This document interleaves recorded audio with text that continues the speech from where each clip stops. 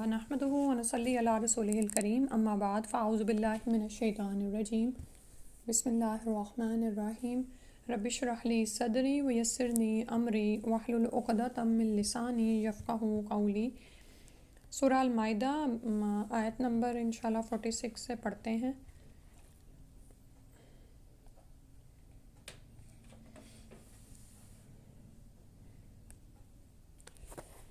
فرمایا اللہ تعالیٰ نے وقفینا علی آثارہم بعیسی ابن مریم مصدقا لما بین یدیہ من التوراۃ وآتیناہ الانجیل فیہ ھدی ونور ومصدقا لما بین یدیہ من التوراۃ وھدی وموعظۃ للمتقین۔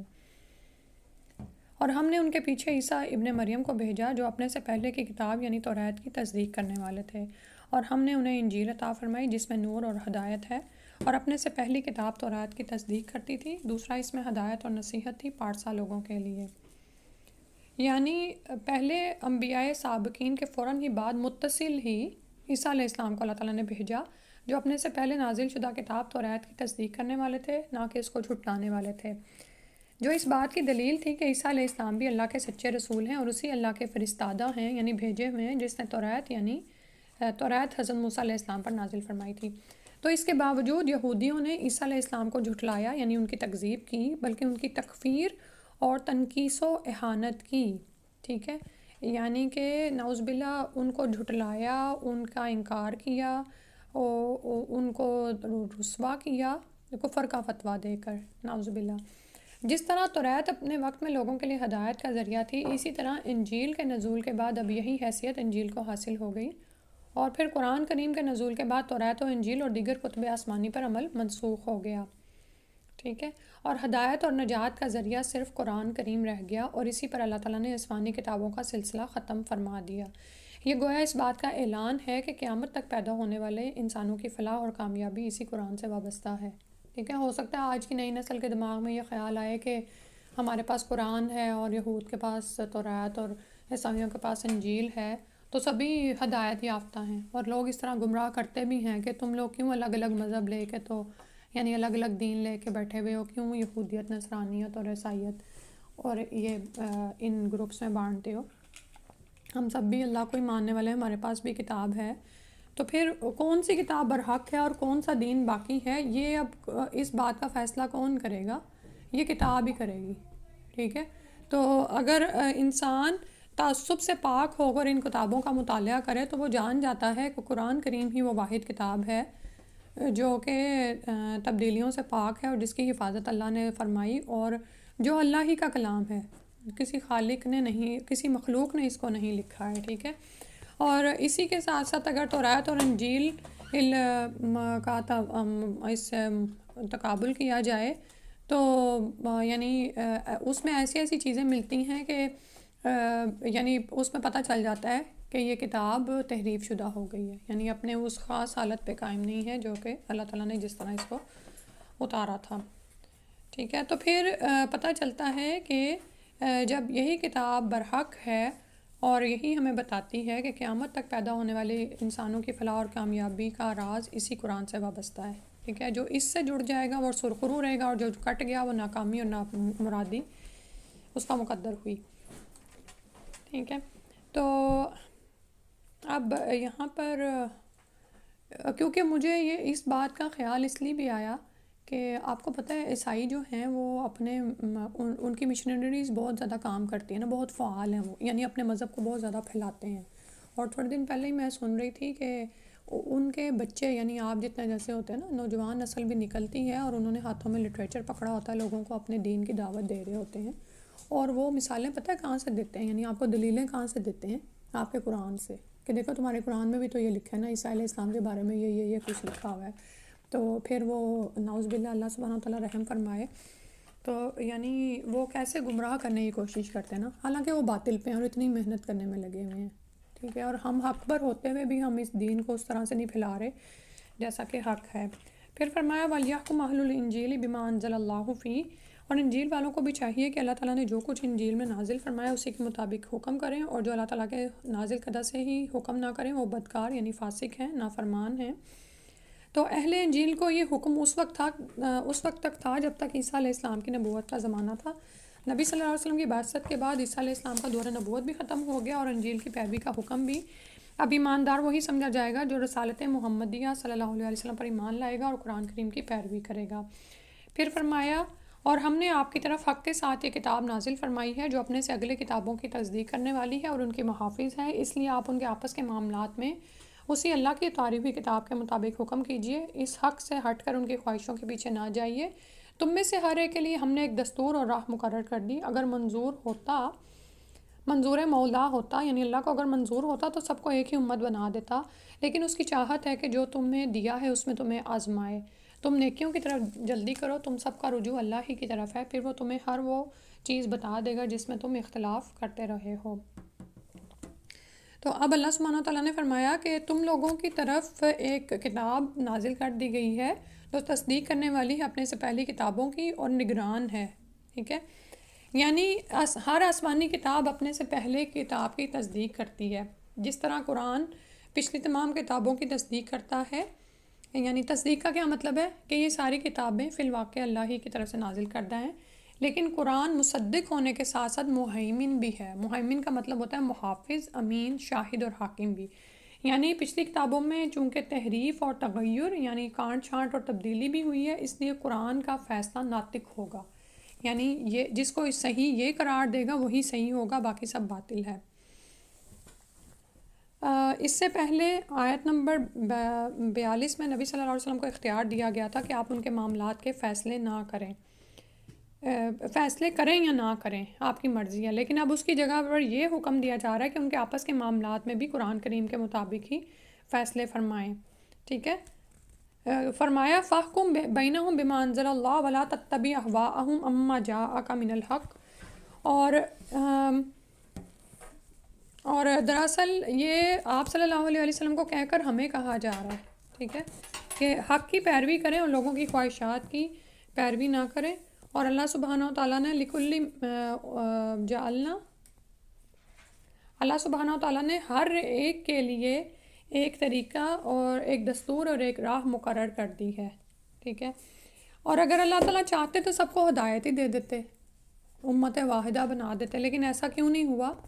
کیونکہ اس دنیا میں ہماری آزمائش ہو رہی ہے لیبلوکم فیما آتاکم، ان تمام چیزوں میں جو کہ اللہ سبحانہ و تعالیٰ نے دیا ہے.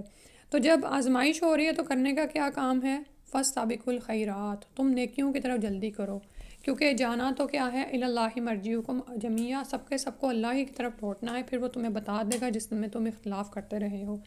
اب اس میں جو ہے کتنی آسانی سے اختلافات کے فیصلے کا حل سجھا دیا گیا نا. یوجلی ہمارے آپس میں بھی جو اختلافات رہتے ہیں، مطلب یہ کہ اب مسلمانوں کے مابین ہی اتنے گروہ بازی ہے، فرقہ بندیاں ہیں، گروہ بازیاں ہیں کہ ہر طریقے پر ہی بحث ہوتی رہتی ہے. نماز کیسے پڑھی جائے، کیا کیا جائے، اس پر کتنی بحثیں لوگ کرتے ہیں نا. تو اللہ تعالیٰ نے فرما دیا ہے کہ تم نیکیوں میں بھاگ دوڑ کرو، اپنے اعمال کی اصلاح کر لو اللہ سے ڈرتے ہوئے، تو یہ اختلافات تو ختم نہیں ہونے. ٹھیک ہے، آپ کے پاس جتنا علم ہے اس کے مطابق آپ عمل کر لو اور دوسروں کو بتا دو، لیکن ان پر زبردستی یعنی کہ سوار نہ ہو جاؤ. ٹھیک ہے، اور پھر یہ کہ انسان کو حق بات سننے کا حوصلہ اپنے اندر پیدا کرنا چاہیے. بعض اوقات یہ ہوتا ہے کہ ہم بچپن سے ایک چیز کو فالو کر رہے ہوتے ہیں اور کوئی ہمیں حق کی بات بتاتا ہے تو ہم اس کو لینے کو تیار نہیں ہوتے، یعنی ہم اتنے اس حد تک اپنے امام یا شخصیت کے ساتھ جڑے ہوئے ہوتے ہیں. تو وہ یہاں پر بات سمجھنے کی ہے کہ جب حق کا آ گیا نا آپ کے پاس، جب اللہ کی طرح قرآن سے پتہ چل گیا، حدیث سے کسی برحق بات کا پتہ چل گیا، تو اس کو آپ لے لیں. ٹھیک ہے، اور اگر لوگ اس پہ آپ کے ساتھ اختلاف کریں، بحثیں کریں، جھگڑے کریں، تو حکمت کے ساتھ اس سے نکل آئیں اور اللہ پر معاملہ چھوڑ دیں. کیونکہ قیامت کے دن کو قائم کرنے کا ایک بڑا جو کام ہے نا وہ یہ بھی ہے کہ اس دن اختلافات کا فیصلہ چکا دیا جائے گا. ٹھیک ہے، اور یہ نہ بھولیں کہ ہم سب کو لوٹنا اللہ ہی کی طرف ہے. اس دنیا میں ہماری آزمائش ہو رہی ہے، جب بھی کسی کے ساتھ اختلاف ہونا اس وقت یہ سوچ لیا کریں کہ یہ بھی آزمائش کا ہی ایک حصہ ہے، اور ابھی اس آزمائش میں یا امتحان میں اسی وقت کامیاب ہو سکتی ہوں جب میں وہ عمل کروں جو اللہ کو محبوب ہے، اللہ کی مرضی کے مطابق کوئی کام کروں. ٹھیک ہے، ادروائز اگر یہ بات نہ ہوتی تو اللہ تعالیٰ سارے جماعتوں کو ایک ہی ملت وحدانیت پر قائم کر دیتے. یہود و نصارہ، مسلمان، سب کے سب جو ہیں وہ سب وحدانیت ہی پر ہی چل رہے ہوتے ہیں. ٹھیک ہے، پھر اگلی کریں. پھر اس کے بعد فرمایا آپ ان کے معاملات میں اللہ کی نازل کردہ وحی کے مطابق ہی حکم کیا کیجیے، ان کی خواہشوں کی تابعداری نہ کریں اور ان سے ہوشیار رہیں کہ کہیں یہ آپ کو اللہ کے اتارے ہوئے کسی حکم سے ادھر ادھر نہ کریں. اگر یہ لوگ منہ پھیر لیں تو یقین کریں اللہ کا ارادہ یہ ہے کہ انہیں ان کے بعض گناہوں کی سزا دے ہی ڈالے، اور اکثر لوگ نافرمان ہی ہوتے ہیں. ٹھیک ہے. تو اب اللہ کے رسول صلی اللہ علیہ وسلم کو کیا فرمایا جا رہا ہے کہ وحی الہی کے مطابق ہی اب آپ ان کے درمیان فیصلہ کریں گے اور ان کی خواہشات سے بچ کر رہیں، کیونکہ ان کا تو حال ہے کہ تم لوگوں کو بھی تمہارے جگہ سے بہکا دیں. ٹھیک ہے. اور پھر یہ کہ یہاں پر یہ بات بھی پتہ چل رہی ہے کہ اگر یہ منہ پھیر لیں تو یقین کریں کہ اللہ کا ارادہ ہے کہ انہیں ان کے بعض گناہوں کی سزا دے ہی ڈالے. ٹھیک ہے. انسان جب نعوذ باللہ جھٹلاتا ہے حق کو تو پھر اس کے سامنے پھر وہی آتا ہے کہ اپنے ہی اعمال کی سزا اسی دنیا میں اس کو ملنا شروع ہو جاتی ہے. اللہ تعالیٰ رحم فرما دے. اور لوگوں میں سے اکثریت جو ہے وہ نافرمان ہی ہے. اللہم لا تجعلنا منہم. پھر اس کے بعد فرمایا افا حکم الجاہلیت یبغون، اب کیا یہ پھر سے جاہلیت کا فیصلہ چاہتے ہیں. ومن احسن من اللہ حکما لقوم یوقنون، یقین رکھنے والے لوگوں کے لیے اللہ تعالیٰ سے بہتر فیصلے اور حکم کرنے والا کون ہو سکتا ہے. یعنی قرآن اور اسلام کے سوا اب سب جاہلیت ہے، تو کیا یہ اب بھی روشنی اور ہدایت کو چھوڑ کر جاہلیت ہی کے متلاشی اور طالب ہیں. یعنی کہنے کا مطلب یہ ہے کہ اس قرآن کے آ جانے کے بعد اب کیا ہدایت ہے کہ اب مزید اس کو چاہیں گے. تو اصل میں کیا ہے کہ یہ اس کو مان ہی نہیں رہے ہیں اور واپس اسی جاہلیت کے فیصلے کی طرف جا رہے ہیں. ٹھیک ہے. حدیث میں آتا ہے کہ نبی صلی اللہ علیہ وسلم نے فرمایا اللہ کے نزدیک سب سے زیادہ ناپسندیدہ شخص وہ ہے جو اسلام میں جاہلیت کے طریقے کا متلاشی ہو اور ناحق کسی کا خون بہانے کا طالب ہو. اللہ اس سے محفوظ فرمائے. پھر اس کے بعد فرمایا اگلا رکوع شروع ہو رہا ہے. یا ایھا الذین آمنوا لا تتخذوا الیہود والنصارى اولیاء، اے ایمان والو تم یہود و نصارہ کو دوست نہ بناؤ، یہ تو آپس میں ہی ایک دوسرے کے دوست ہیں. تم میں سے جو کوئی بھی ان سے دوستی کرے گا وہ بے شک انہی میں سے ہے، بے شک اللہ تعالیٰ ظالموں کو ہرگز راہ راست نہیں دکھاتا. تو اس آیت میں یہودیوں اور نصارہ سے موالات اور یعنی دوستی اور محبت کا رشتہ قائم کرنے سے منع کیا گیا ہے، اور خاص طور پر وہ یہود اور نصارہ جو اسلام کے اور مسلمانوں کے دشمن ہیں. ٹھیک ہے. اور اس پر اتنی سخت وعید آئی ہے کہ جو ان سے دوستی رکھے گا وَمَن يَتَوَلَّهُم مِنكُمْ فَإِنَّهُ مِنْهُمْ، تو وہ انہی میں سے ہوگا جو ان سے دوستی. اور آپ یہ دیکھیں نا کہ دوستی اور محبت کرتی کیا ہے. آپ جس دوست کے ساتھ ہوتے ہیں نا اسی کے دین پر ہو جاتے ہیں، اس کی پسند ناپسند آپ کی پسند ناپسند بن جاتی ہے. ہوتا ہے نا ایسے. اس کی خوشی آپ کی خوشی ہوتی ہے، اس کی ناخوشی آپ کی ناخوشی. اور محبت میں بھی یہی معاملہ ہو رہا ہے. تو ایسا جو ہے نا آپ نے نہیں کرنا. اور اللہ تعالیٰ نے فرمایا بعضهم اولیاء بعض، یہ اگرچہ کہ ظاہری طور پر ہو سکتا ہے یہود و نصارہ دشمنی کے پردے میں دوستی آپ کو ظاہر کریں. ٹھیک ہے. لیکن وہ آپس میں کیا ہیں، ایک دوسرے کے مددگار ہیں، ایک دوسرے کے ہی دوست ہیں. مطلب یہ ہے کہ ویسے جب آپ دیکھتے ہیں نا تو آپ دیکھتے ہیں یہود و نصارہ کے آپس میں عقائد میں اختلاف پایا جاتا ہے اور بعض اوقات بغض اور عناد بھی ہمیں نظر آتا ہے. لیکن مسلمانوں کے اور اسلام کے مقابلے میں یہ آپس میں ایک دوسرے کے بھائی بند بن جاتے ہیں، معاون ہو جاتے ہیں اور ایک دوسرے کے محافظ بن جاتے ہیں. ان آیات کی شان نزول میں بیان کیا جاتا ہے کہ عبادہ بن صامت انصاری اور رئیس المنافقین یعنی عبداللہ بن ابی دونوں ہی عہد جاہلیت سے یہود کے حلیف چلے آ رہے تھے. حلیف مطلب یعنی کہ اس کے دوست تھے. حریف ہوتا ہے دشمن، حلیف ہوتا ہے جو آپ کا مددگار ہو. جب بدر میں مسلمانوں کو فتح حاصل ہوئی تو عبداللہ بن ابی نے بھی اسلام کا اظہار کیا. اس سے پہلے یہ اسلام نہیں لایا تھا، لیکن جب اس نے بدر میں دیکھا کہ مسلمانوں کو تو طاقت حاصل، وہ ایک جیت حاصل ہو گئی ہے، تو اس نے دل میں کفر کو چھپایا اور زبان سے اسلام کا اظہار کر دیا. تو ادھر بنو قینقاع کے یہودیوں نے تھوڑے ہی دنوں بعد فتنہ برپا کیا اور وہ کس لیے گئے، یعنی انہیں قید کر لیا گیا. ٹھیک ہے. جس پر عبادہ رضی اللہ عنہ نے تو اپنے یہودی حلیفوں سے اعلان برات کر دیا کہ میں ہاتھ اٹھاتا ہوں کیونکہ میں اسلام لے آیا ہوں اور یہ یہودی اب اسلام اور مسلمانوں کے خلاف دشمنی کر رہے ہیں، تو میں اب ان کی مدد کے لیے نہیں جاؤں گا، ٹھیک ہے۔ لیکن عبداللہ بن ابی نے اس کے برعکس یہودیوں کو بچانے کی ہر ممکن کوشش کی۔ کیوں؟ کیونکہ اس کے دل میں ایمان نہیں تھا، اس کی ہمدردیاں وہی اپنے بھائی بندوں کے ساتھ ہی تھیں، جیسے وہ ظاہری طور پر اسلام لانے سے پہلے ان یہودیوں کا حلیف تھا، ویسے ہی وہ اسلام لانے کے بعد بھی رہا، تو اس پر یہ آیات نازل ہوئیں۔ اور اس میں نا بعض اوقات جب ہم ایسی آیت پڑھتے ہیں تو ہمیں یہ لگتا ہے کہ اچھا کیا یہود و نصارہ سے ہم بات بھی نہیں کر سکتے اور ان سے ہم کاروبار یا لین دین بھی نہیں کر سکتے؟ یہ نہیں کہا جا رہا، کہا جا رہا ہے کہ اولیاء انہیں دوست نہ بناؤ، یہ جو محبت اور موالات ہوتی ہے نا، اس کے رشتے قائم نہ کرو۔ اور پھر ہمیں یعنی کہ متنبہ کیا گیا ہے کہ بعضهم اولیاء بعض، ان کا تو حال یہ ہے کہ تمہارے خلاف دشمنی میں آپس میں ایک دوسرے کے دوست بن جاتے ہیں۔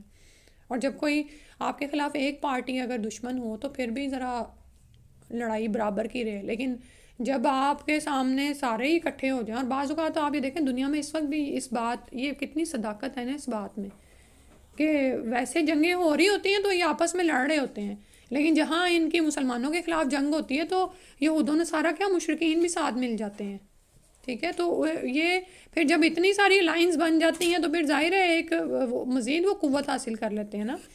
تو اس میں جو فرمایا نا وَمَن يَتَوَلَّهُم مِّنكُمْ فَإِنَّهُ مِنْهُمْ، تو ایسی دوستی اگر ان کے ساتھ تم کرو کہ ان کے لیے تم جان دینے کو تیار ہو، اور تم جو ان کی خوشی ہے اسی میں تم خوش ہو، اور اگر وہ کسی معاملے میں پریشان ہے تو تم آگے بڑھ کے ان کی ایسی مدد کرو کہ جس سے اللہ کو بھی ناراض کر دو، تو اس سب سے روکا گیا ہے۔ ادروائز آپ جانتے ہیں کہ جس وقت رسول صلی اللہ علیہ وسلم فوت ہوئے ہیں تو آپ کی زرہ جو تھی وہ کچھ درہم کے عوض یہودی کے ہاں رہن رکھی ہوئی تھی، ٹھیک ہے، سمجھ آ رہی ہے؟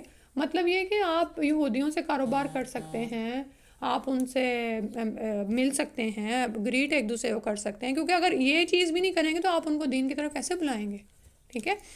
تو بے شک اللہ تعالیٰ ظالم قوم کو ہدایت نہیں دیتا، تو اللہ تعالیٰ نے فرمایا کہ پھر ظاہر ہے تم ایمان رکھنے کے باوجود اگر تم ان سے موالات رکھے ہوئے ہو اور پھر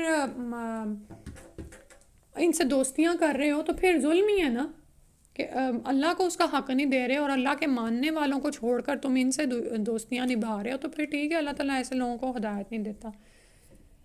آج اتنا ہی کر لیتے ہیں۔ جزاک اللہ خیراً کثیراً، اللہ سبحانہ تعالیٰ سمجھ کی توفیق عطا فرما دے۔ سبحانک اللہم و بحمدک، اشہد ان لا الہ الا انت، استغفرک و اتوب الیک۔ السلام علیکم و رحمۃ اللہ۔